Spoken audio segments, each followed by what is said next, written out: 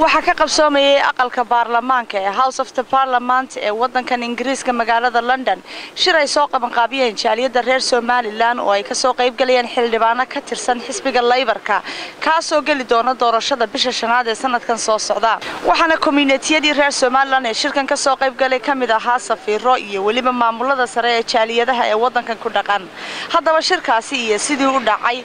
halkan waxay igula sugan Stephen Dant oo ah MP ama xildhibaan ka tirsan xisbiga Labour-ka ee wadankan Ingiriiska waxaanu wax ka ogaan doonaa wax ka weydiin doonaa shirkii iyo sidoo u dhacay. Hello Stephen, thank you very much for your time. Just want to ask you, how did the meeting went? I think we had a very positive meeting this evening. We had a number of MPs from across the UK from the Labour Party listening to representatives of the Somaliland community across the UK and also representatives of the government and a minister, and we were also joined by Gareth Thomas, Labour's Shadow Minister for Africa, and I think the meeting was very productive. I think the community made very clear their concerns about centrally about recognition for Somaliland, but also about a whole series of other issues and the importance of an incoming Labour government supporting Somaliland's cause. Certainly from my own perspective, I have long been a supporter of Somaliland's recognition, and I have pledged along with many of my colleagues to do what we can in Parliament if re-elected to ensure that happens. Cabdiraxmaan waxa uu kamid ahaa community-yadii sida firfircoon soo abaabulay dhanka Somaliland community-ga inay shirkan ka soo qayb galaan isla goobtana ku sugnaa shirkana ka qayb galay. Cabdiraxmaan shirku sidoo u dhacay? Sida arkaysi waxa ka soo qayb galay shirka MP kamida Labour Party-ga oo had iyo jeer u ololeeya qadiyada Somaliland aad baa loo wada hadlay waxa laga wada hadlay sidii qadiyada Somaliland loo taageeri lahaa waxa laga wada hadlay oo ay community weydiiyeen MP-yada Labour-ka halka ay ka taagan yihiin qadiyada Somaliland iyo waxa ay hadii ay doorashada helaan ay ku darsanayaan hadii ilaahay ka dhig sidee buu ahaa shirku qaabkee buu soo dhacay maxaad safilaysaa inay muhiim uga tahay reer Somaliland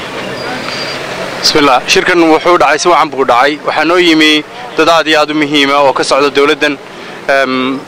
بريطن وحكاها لين قضية الصومالي لان يقاب كي أي وحقوها جاج لهاين هذا نضد كاركن شغلنا هاي الصومالي لان نقول شيء عنه هاي بريطن also دلشة ده هايستا وحنادي هذا سود ويني وحنا نقرأ لين وها هرمركا أي قاعدي ودنكو سدا وقاب كوس عضو في عن qunsulka ee Somaliland baan ku xigsiinaya markaad eegtay nuxurka shirkiga wixii ka soo baxay maxaad fariin u dirleed reer Somaliland bismillaahir rahmaanir rahiim horta Somaliland waa inay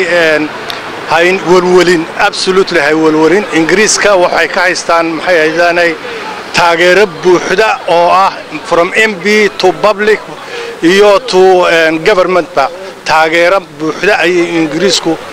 سينا يا فريلاتن كسر Somaliland. بسم الله الرحمن الرحيم waxaan marka hore mahadnaqayaa dhamaan jaaliyada reer Somaliland ee geesiyaasha ee ka soo qayb galay xafladan ama muxaashirkan soo abaabulay waxa uu arintii shir aad u muhiim ah shir si wanaagsan muxuu ahaa loo qadiyada Somaliland laga wada hadlay shir wado u furi doona insha Allah mustaqbalka shirar kale waxaan filayaa inuu ahaa shir aad iyo aad muhiim uga qarankeena oo guul ah aad iyo barakaad marka xiga waxaan aad u mahadnaqayaa Somaliland community-ga London iyo UK oo dhan wada degan sida ay active-ka uga qayb qaateen arintan maanta dhacday ee ay wadaan aad baan ugu mahadnaqayaa dhamaantiin ragaareerahayga jooga iyo intii igu horeysay hadashayba waxaan u leeyahay Somaliland sidii aan shirkiiba aan ka sheegnay in horta marka ugu horeysa ay sijilaan in ay foodkooda bixiyaan xisbiga Labour-ka iyo qoladii aanu maanta la shirnay parliamentarians-ka waxaan u sheegnay in codka reer Somaliland aanu noqon doonin mid ay u qaataan xisbiga Labour-ka ama xisbiga waliba for grant in Somaliland waa bishaaro banday telefishinka qaranka Somaliland magaalada